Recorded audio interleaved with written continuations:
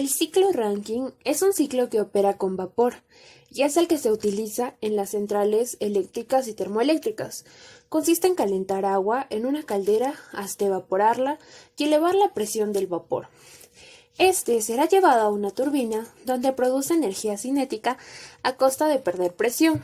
Su camino continúa al seguir hacia un condensador donde lo que queda de vapor pasa a estado líquido, para poder entrar a una bomba que le subirá la presión para nuevamente poder introducirlo a la caldera. El ciclo comienza con el fluido de trabajo en un contenedor. De ahí, mediante conductos, entra a la bomba como líquido saturado y se condensa isentrópicamente hasta la presión de operación de la caldera.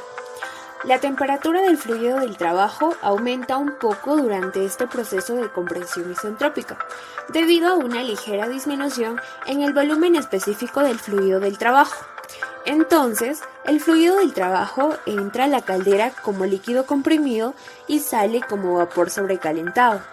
La caldera es básicamente un gran intercambio de calor donde el calor que se origina de los gases de combustión u otras fuentes se transfiere al fluido de trabajo a presión constante. El vapor sobrecalentado entonces entra a la turbina donde se expande isentrópicamente y produce trabajo al hacer girar el eje conectado a un generador eléctrico. La presión y la temperatura del vapor disminuyen durante este proceso. Después de esto, el vapor a presión constante entra al condensador, el cual es básicamente un gran intercambiar de calor, rechazando el calor hacia un medio de enfriamiento, como un lago, un río o la atmósfera. El vapor sale del condensador como líquido saturado y entra a la bomba, completando así el ciclo. El ciclo Rankine se identifica como un ciclo termodinámico importante para la industria, puesto que como resultado de la ejecución de este se logra la generación de energía eléctrica, lo cual hoy en día resulta indispensable para la vida y motivo por el cual se han buscado mejoras para este proceso, de manera que permite incrementar su rendimiento. Además, le queda lograr pequeñas mejoras dentro de este ciclo de potencia. La consecuencia inmediata es un ahorro de los requerimientos energéticos.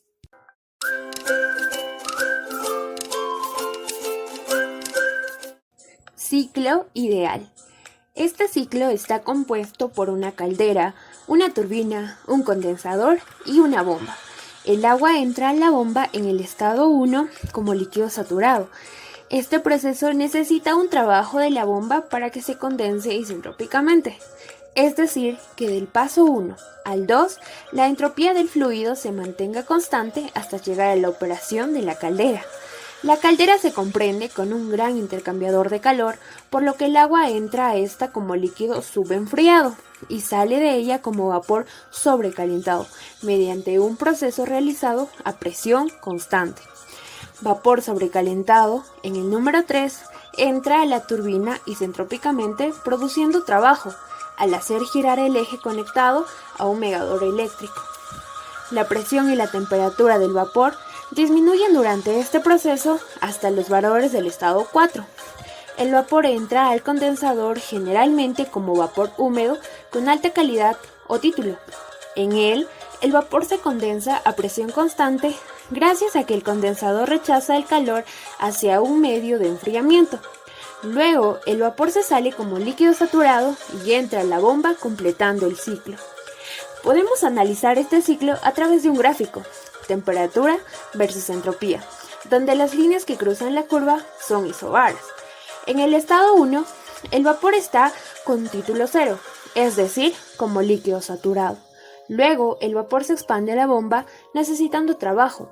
Esta es la evolución 1 a 2.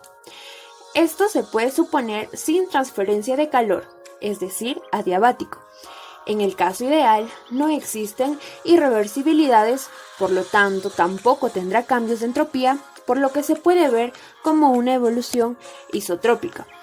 Si hubiera irreversibilidades, la entropía variaría al salir de la bomba, se encontrará como líquido subenfriado. Luego este líquido se introducirá en la caldera actuando a presión constante hasta encontrarse como vapor sobrecalentado, donde va a haber una absorción del calor en el sistema. Posteriormente va a entrar en la turbina donde va a producirse trabajo. Esta evolución se puede suponerse adiabática. En caso de ser ciclo ideal, puede suponerse entrópica.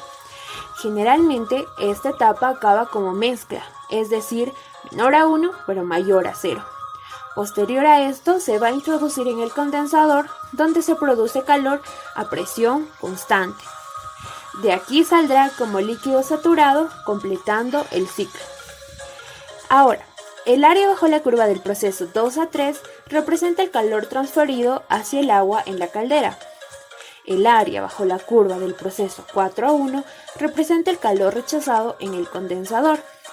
La diferencia entre estas dos, es decir, el área cerrada por los siglos, es trabajo neto producido mediante este. El rendimiento ideal de este ciclo tiene el mismo valor que el ciclo de Carnot y se puede calcular como 1 menos temperatura B sobre temperatura A.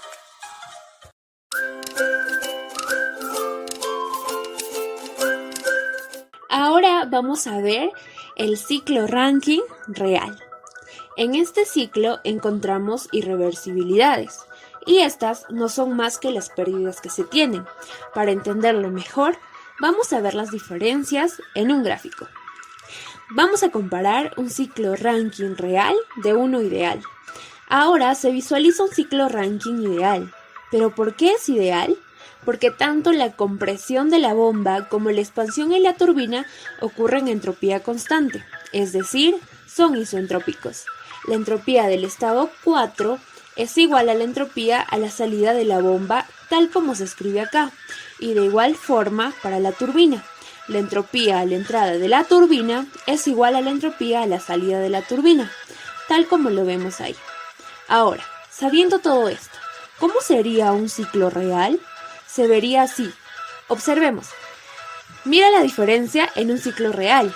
La compresión de la bomba ya no se representa a través de una línea vertical, así como la expansión de la turbina, que tampoco se representa a través de una línea vertical, sino ahora con curvas, que se inclinan siempre a la derecha. Y tal vez te estés preguntando, ¿por qué siempre se inclinan hacia la derecha?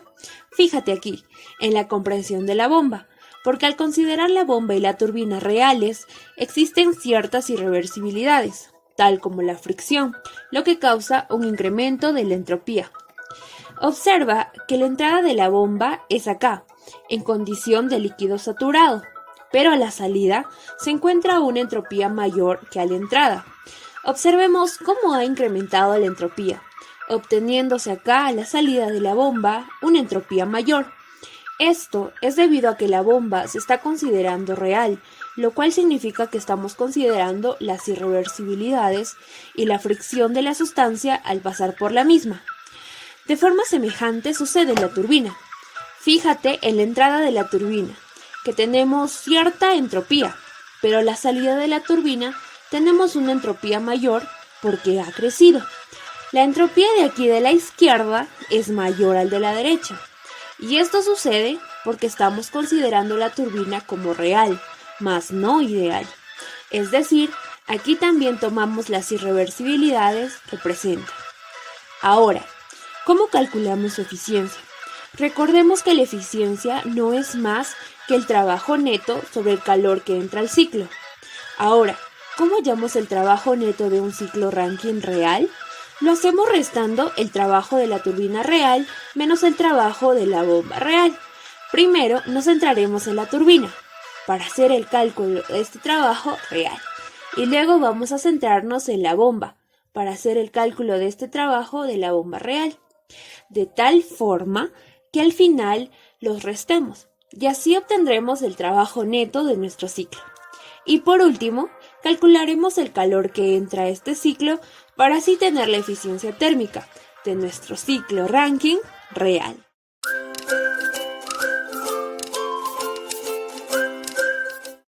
Como ya hemos ido entendiendo, todos los procesos que tienen lugar en el ciclo ideal son reversibles. El ciclo puede invertirse y la máquina absorbería calor de la fuente fría y cedería calor a la fuente caliente, teniendo que suministrar trabajo a la máquina. Por otro lado, El ciclo real es el que reproduce el funcionamiento de un motor. Se determina mediante un aparato indicador que esquemáticamente puede representarse como indica la figura. Dicho aparato traza el diagrama de la presión existente en el cilindro a medida que el pistón realiza su recorrido. Existen las pérdidas por fricción. La fricción del fluido provoca caídas de presión en la caldera, el condensador y las diversas tuberías. Para compensar las caídas de presiones se requiere presiones más altas en el bombeo del agua. También existen pérdidas de calor a los alrededores cuando éste circula por los diversos componentes. También las irreversibilidades en las bombas y turbinas. En las turbinas y bombas, en realidad existen variaciones de la entropía entre la entrada y la salida, originando el aumento del trabajo que se debe suministrar a la bomba y una disminución del trabajo entregado por la turbina. Para ajustar mucho más el análisis ideal al funcionamiento real, hay que tener en cuenta los rendimientos adiabáticos de los equipos.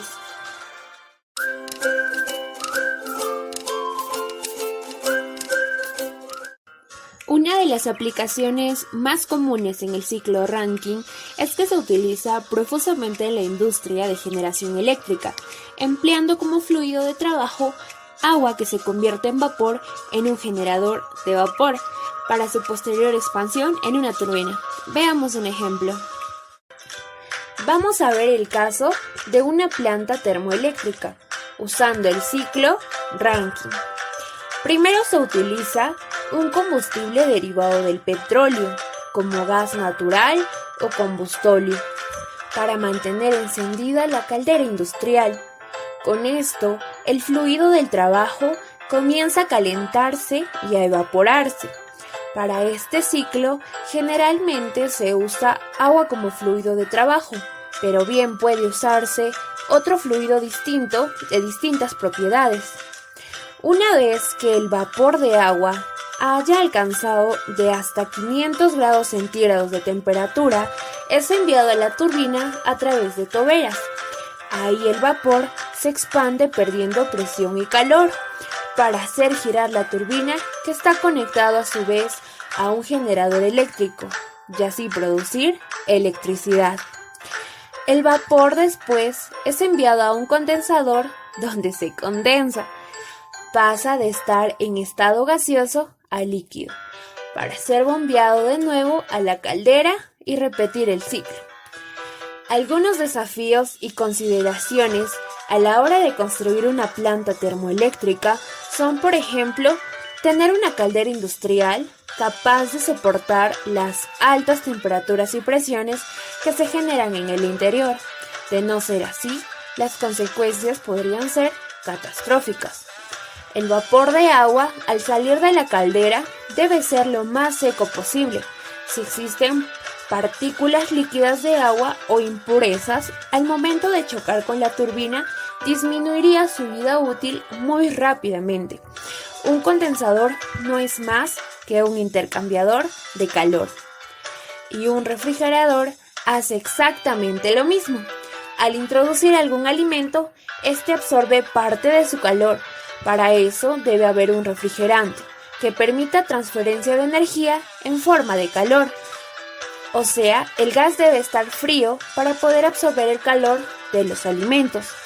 El condensador en una planta de energía no utiliza un refrigerante, sino agua, y debe enfriarse constantemente. ¿Y estas dónde se enfrían? En torres de enfriamiento. El principio básico es el de rociar agua caliente desde arriba de la torre para que las gotas de aguas se enfríen mientras caen por el contacto que hacen con el aire, que es inducido a su vez desde la parte superior de la torre. El agua fría es enviada al condensador, el caliente es enviado a la atmósfera. Ese vapor que vemos no es nada más que vapor de agua. La razón por la que se requiere volver a poner en estado líquido el fluido de trabajo es por una cuestión de eficiencia.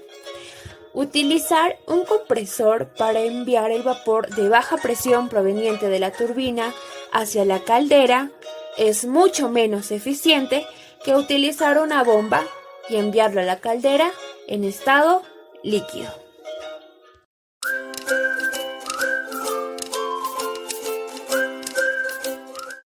La idea para mejorar un ciclo Rankine es aumentar el salto entálpico entre 1 y 2, es decir, el trabajo entregado a la turbina. Las mejoras aplicadas al ciclo son las siguientes. 1. Reducción de la presión del condensador. En este procedimiento se disminuye automáticamente la temperatura del condensador, otorgando un mayor trabajo a la turbina, una disminución del calor rechazado. La desventaja es que la humedad del vapor empieza a aumentar, ocasionando erosión en los álabes de la turbina. 2. Aumentar la presión de la caldera para una temperatura fija. Al aumentar la presión, aumenta la temperatura, a la cual se añade calor, aumentando el rendimiento de la turbina, por ende, la del ciclo. La desventaja es la humedad excesiva que aparece. 3. Sobrecalentar la temperatura de entrada de la turbina. Se procede a recalentar el vapor a altas temperaturas para obtener un mayor trabajo de la turbina. Tiene como ventaja que la humedad disminuye. Este aumento de la temperatura está limitado por la resistencia de los materiales a soportar altas temperaturas. 4. Recalentamientos intermedios del vapor, escalonando su expansión. Esto es tener varias etapas de turbina, llevando a condiciones de sobrecalentamiento mediante recalentadores. Este escalonamiento de la expansión da lugar a los cuerpos de alta, media y baja presión de turbina. 5. Realizar extracciones de vapor en la turbina, calentando el agua de alimentación a la caldera. Lo hacemos aumentando su entalpía. El número de extracciones no suele superar las 7, ya que no implicaría una mejora de rendimiento considerable frente a la complicación técnica que conllevan.